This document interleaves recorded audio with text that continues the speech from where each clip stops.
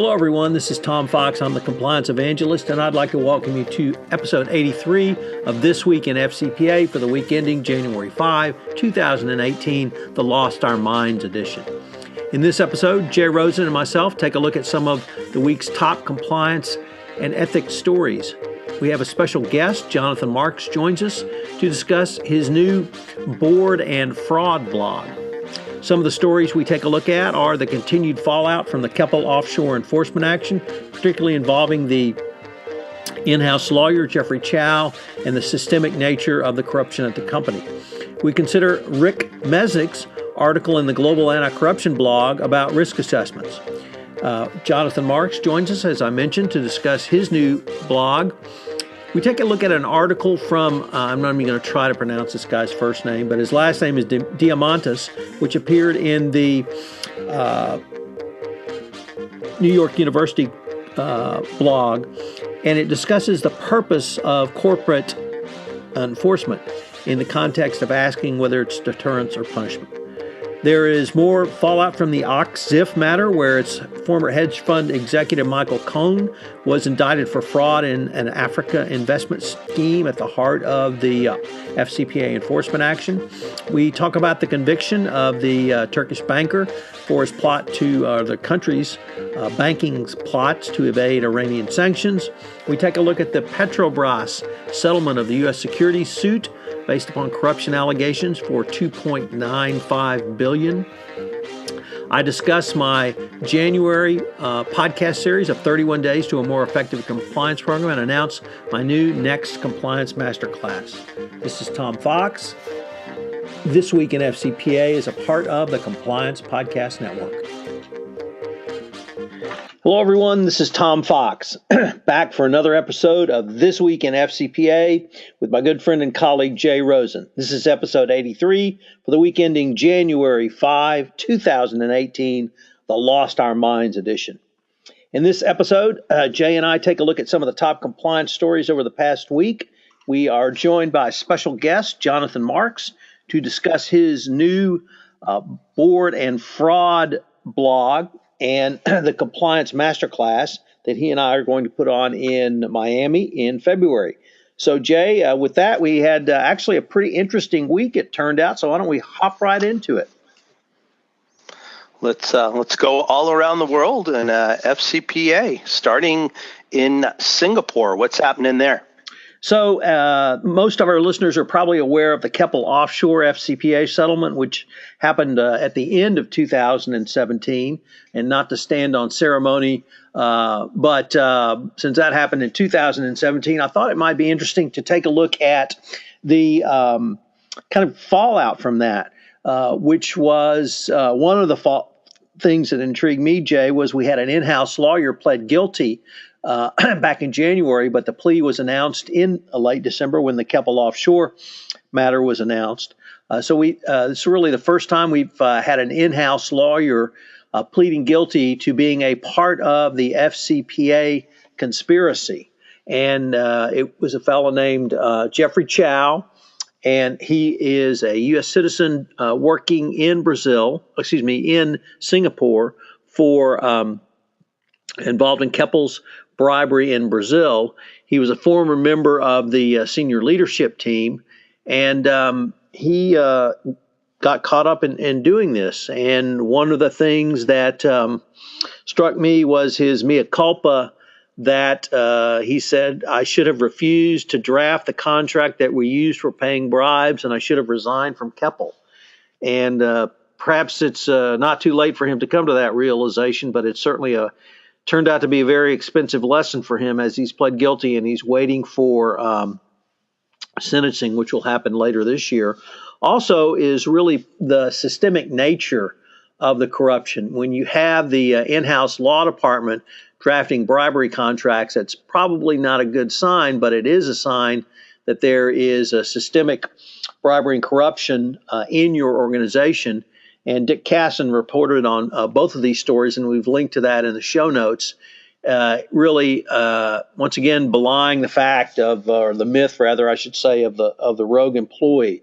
So lots in the Keppel Offshore case, lots for the compliance practitioner lessons to be learned, and for the legal beagles and legal eagles who are on not only participate in this podcast but are also listening to this podcast.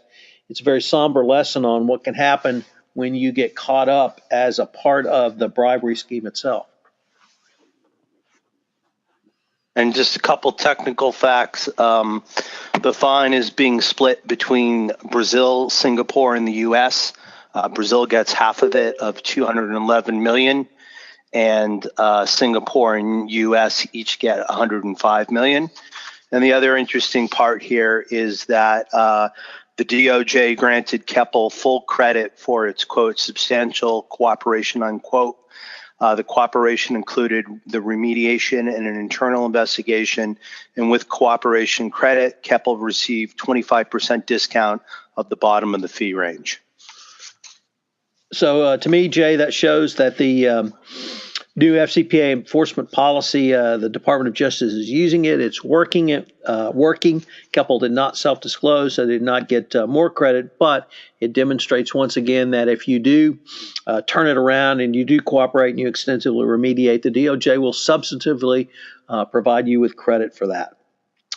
So, Jay, next up was a very interesting article by Rick Messick, who is one half of the Global Anti-Corruption blog founders, and he wrote an article about risk assessments. I found it extraordinarily interesting, but you want to tell us about it? Yeah, it's really very incisive. It's very clearly written, and basically what he talks about is some best practices for risk assessments. And first, he says that you should take a look at all conceivable forms of corruption to which the organization may be exposed. Second, you need to do an estimate of how likely each of these possible forms of corruption will have occurred. And third, you need to do an estimate of the harm that will result from each. And what tends to happen is that sometimes people overestimate the risk, and sometimes people underestimate the risk. And one of the examples he used was a UK company that when they set about to be doing their risk assessment, they knew the company was Aon Limited, and they knew their English company so well that they placed a higher probability of them having a risk within the U.S., rather within the UK, and they did not look at their global operations. And what actually happened was the opposite.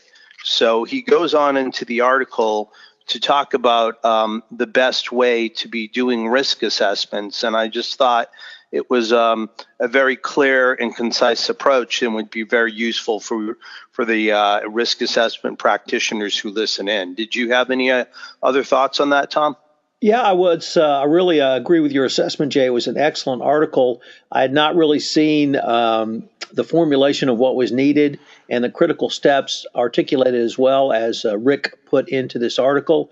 The 4 steps he said for doing a risk assessment are, as you noted, all conceivable forms of corruption within the organization, activity, and sector need to be cataloged. And 2, estimate of how likely it is that each of the possible forms of corruption will occur is prepared. 3rd, there be an estimate of the harm that will result. And 4, you then combine the chances of the occurrence with the probability of its impact to produce a list of risks, prioritized risk list, and that the critical steps are 2 and 3. Then he gives some examples on, as you noted, how and why there's a failure that certainly I'm going to be exploring as we go forward. And he really he spoke to the behavioral aspect of behavioral psychology aspect of this by citing to the paper by Amos Tversky and Daniel Kahneman. Kahneman, of course, is the Nobel Prize winner economist. Judgment under uncertainty, heuristics, and biases, which came out in the 90s and forms the basis of Richard Thaler's work, who won the Nobel Prize for economy in economics last year, also writing in behavioral economics. So lots of good stuff there. Great piece from Rick, as is all of the stuff that he puts forward. So next up, we have a guest guest star, I should say, but certainly guest, Jonathan Marks. Jonathan's a partner in Markham LLC, and we asked him to come on board because he has started a new blog. So, Jonathan, could you tell us what persuaded you to start a new blog? What's it about, and what do you hope to accomplish with it? Well, Tom, it all goes back to you. So, I've been a fan of Tom's, and certainly known Jay for a long time, and a fan of Jay's as well. But I love what I do, and I have a lot of passion around what I do. And I've built methodology from the ground up, going back to the, early 1900s. No, I'm kidding. Going early, back to, my early days of my career. And I love giving back to the profession. And so one of the things that I really like to do is I really like to write, and I really like to share my ideas with people. And so after speaking with you on several different occasions, I decided to, number one, start writing a book, which I've done. And number two was, sort of as a precursor to that, is to start to write a weekly blog, which I have done as well. So my blog is titled Board and Fraud. And it really is going to focus on, the issues that boards face every single day with regards to oversight and management of the risk assessment fraud process, including the audit committee, and all the issues related to governance, risk, and compliance, and dealing with, various fraud issues throughout the organization and the extended organization. So, Jonathan, could you give us a hint on maybe one of your first couple of posts, what you talked about? Well, I have a couple articles out there on skepticism. I'm a big fan of skepticism, and I was listening into your podcast, and you talk about risk assessment, you talk about the human element. I have something that I'm putting together now, which I started a while back. It's basically called Putting the Freud in Fraud and focusing on the mind behind the crime. And I've said this ad nauseum, but books and records don't pay bribes, people do. And I think a big part of what we miss is the human factor, when doing a lot of this. And I've been touting this for years, and now I'm going to basically put, my pen to work and start sharing my thoughts and ideas that I've learned from real life cases that I've worked on and situations that I've been involved with over my career. Well, Jonathan, it's great to have you in the blogging fraternity. Anything from the West Coast, Jay? I also share a hearty welcome to you, and wondering when you're coming out this way, because love to get together with you here on the West Coast. So give us a heads up, Jonathan, and maybe we can put together a breakfast or a dinner session and get some local practitioners together. That'd be great, because I would love to get out of the 16 inches of snow that we're in and the 8 degrees of weather that we're currently experiencing. So, and I will just end this section with here's hoping for an Eagles-Patriots Super Bowl, gentlemen. There you go. That would be awesome. Well, thanks, Jonathan. Thanks, Tom. Thanks, Jay. Have a good weekend. Thanks again. Be safe. So, Jay, next up, I'm going to jump to another issue that's popped up from Och Ziff. Most of our listeners will recognize that as a FCPA enforcement action which settled in 2016, one of the very large cases that settled then. But we had some information about one of the hedge fund executives, Michael Cohn, was indicted for his role in this. You want to tell us about that? Yeah, it's dating back to the issues that they were having in Africa, and they've been looking into violations in Och Ziff's activities in some of your favorite places, the Democratic Republic of Congo, Libya, and other nations in Africa. And it's prompted investors such as public pension funds and foundations to pull their investments in the fund. And basically, Cohn concealed a conflict of interest that he had connected with an investment in a mining company. And some of the shares of that mining company had been sold to Och Ziff's African investing venture by an unnamed co-conspirator who owed Cohn $18 million connected to the purchase of a luxury yacht. So this person was going to use the proceeds from the sale of those shares to partially pay back the personal loan. So as time goes on for Och Ziff, it seems that they were running pretty loose down there in Africa. And, I don't know if you really can't say that this is a case of recidivism, but I think it's just more of the lack of executive focus and how it ran throughout the operation, especially within Africa. Jay, next up, we had a very interesting article, and I'm not even sure I should try to articulate the name of the person who wrote it. I would say Diamantis. That one's easy. Yeah, that's the last name. But it Mihailis. Okay. We'll print the full name in the show notes, but it was an article that appeared in the New York University Compliance and Enforcement blog. It's entitled "Ditching Deterrence: Preventing Crime by Reforming Corporations Rather Than Fining Them."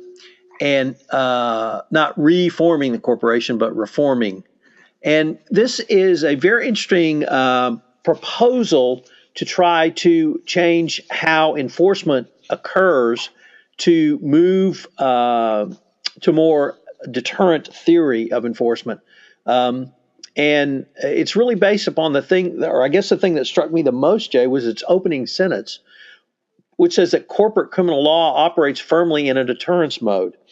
And if you start from that position, you can see how many of the tools the Department of Justice utilizes really work towards exactly that, deterring, not punishing. Whereas in individual criminal law, I would say that it's much more geared towards punishment. So if we have corporations, or at least the regulators and the Department of Justice enforcers, trying to deter. And I really think the information the Department of Justice put out over the past year in the form of the evaluation and the new FCPA enforcement policy work towards that. But it was an interesting article. Commend it to everyone to read it about Mr. Diamantis' proposal. Basically, he wants to have monitors appointed. I'm sure that breaks your heart. But really working with corporations to actively remediate, to make sure that violations do not occur going forward, and to move away from coercive reform to more deterrence reform. We also had a conviction by the Department of Justice in the Iranian trade sanctions case by involving Turkish National Bank. And this was a very high-profile case in New York City where a cooperating witness detailed numerous instances where the Turkish government led an effort to evade Iranian sanctions so that Turkey could basically get gold for shipping embargoed products. Very salacious, very big. Sam Rubenfeld's been following it, and big kudos to the DOJ in New York, coupled with the FIFA convictions from late 2017. Some two very big high-profile cases that the Department of Justice prosecuted in New York. But we had some also very interesting news around Petrobras. You want to tell us about that, Jay?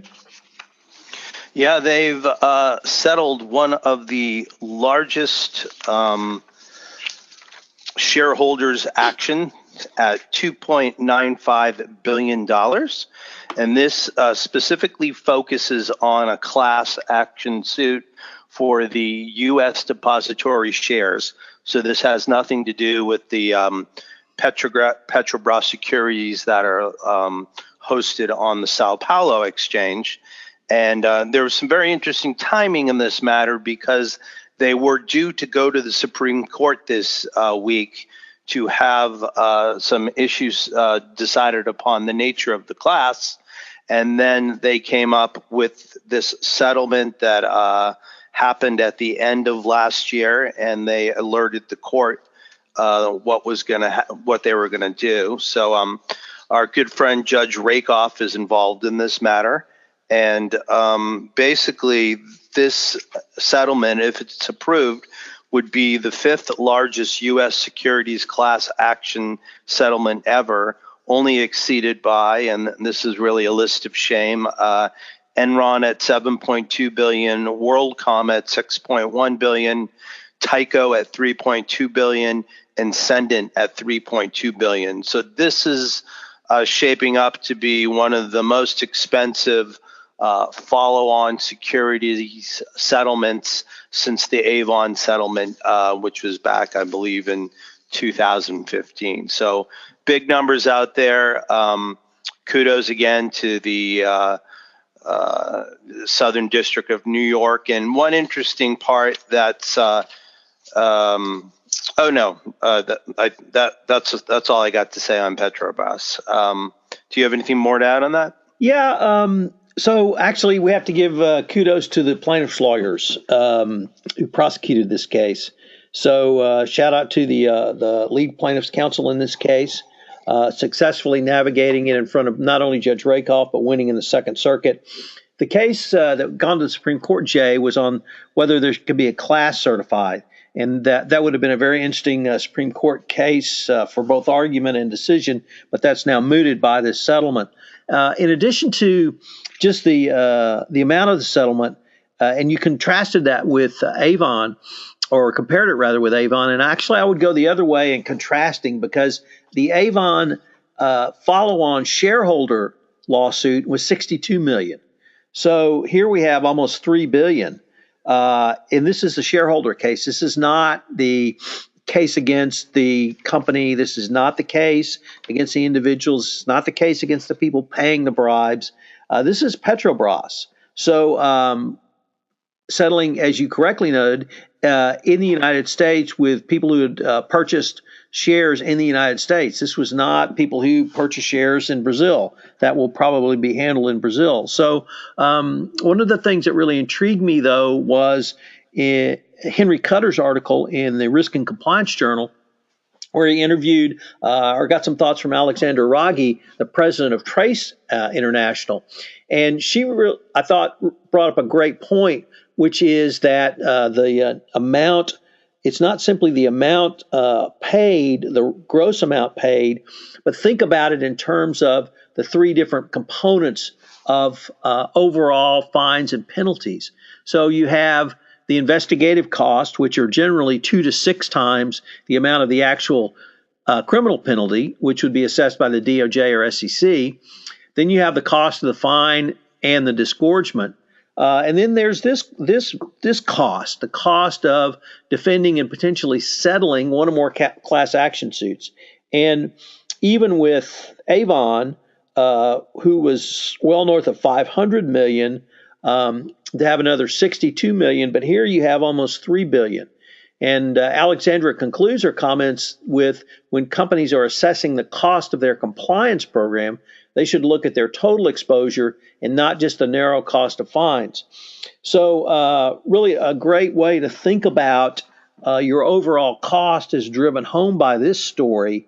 The other thing, Jay, is that typically FCPA violations do not lend themselves or lead to very large settlements and shareholder cases, because it's difficult to point to a specific point in time where a share price drops dramatically, or the share price is devalued over a long period of time. But we had that situation here. So I'm not certain whether or not the Petrobras settlement will herald a new era of shareholder actions, shareholder settlements. I am sure it will herald an additional pressure of shareholder actions as many plaintiffs go to bat to try to get some money out of these companies. But it's a huge, huge settlement. It really speaks about the total pervasiveness of corruption at Petrobras for them to pay this to shareholders. And it's only going to get more interesting as the Brazilian prosecutors get down to prosecuting Petrobras individually. So we're in a new year, Tom, and this, I would guess, means that you're in a new cycle of your monthly podcast. What are you speaking about this month? So, Jay, as most of our listeners know, I did a year-long exploration of a best practices compliance program, and I decided that in January, what I would do is tie everything up. When the new FCPA corporate enforcement policy came out, and I wanted to tie that back to the evaluation, which came out in February. So in January, I'm doing 31 days to a more effective compliance program, kind of the top highlights of the things, including what is required under the 10 hallmarks of an effective compliance program, as that was supplemented by both the evaluation and now the FCPA corporate enforcement policy. So it ties everything together for you. It's going to be a lot of information in this month, but it puts a ribbon on, or a pretty nice bow with a ribbon of everything that I've done over the past year. So I hope our listeners will check in on that. It posts every day at 10 o'clock on my site and noon on iTunes. Well, it sounds like a great series, and then looks like you've got your first masterclass session. Why don't you tell everyone about that? Right. So Jonathan Marks, who joined us for a short time a little bit earlier in this podcast, Jonathan and I are putting on another compliance masterclass. It's sponsored by Markham LLC. This next one will be held in February 11 and 12 in Markham's offices in Miami. I'm going to have more information up on it. You can check it out on my website or at Markham LLP. So that is very excited to announce my first compliance masterclass of the year, particularly given the new information the department came out with last year, Jay.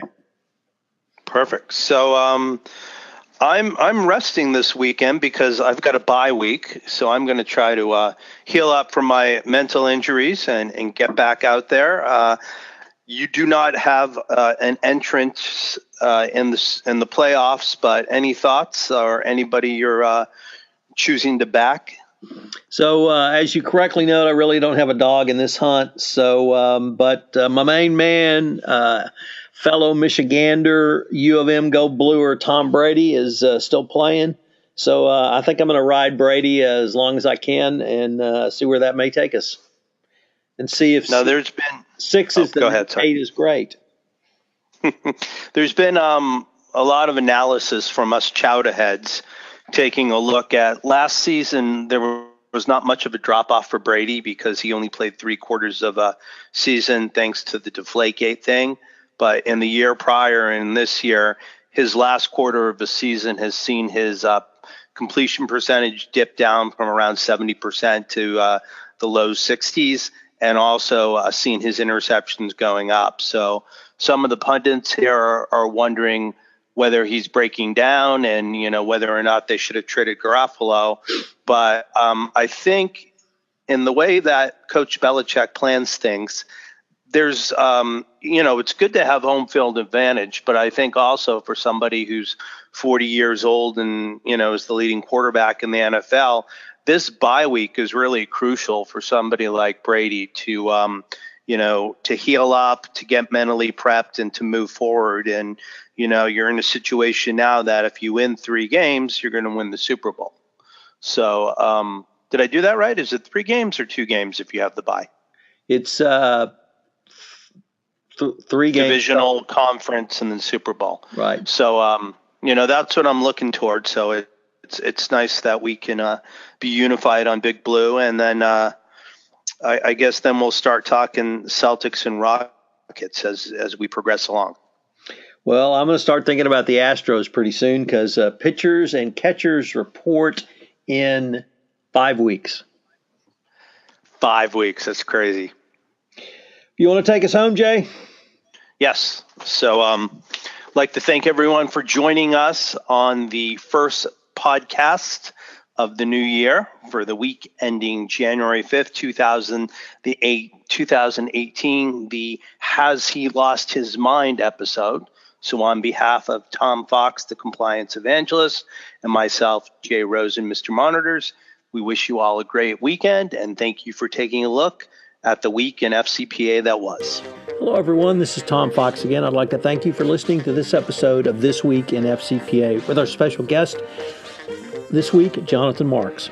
If you have listened to this podcast on iTunes, I would greatly appreciate it if you would rate our podcast, as it would help in our rankings and help get the word out about the only weekly podcast which wraps up all things FCPA compliance and ethics related.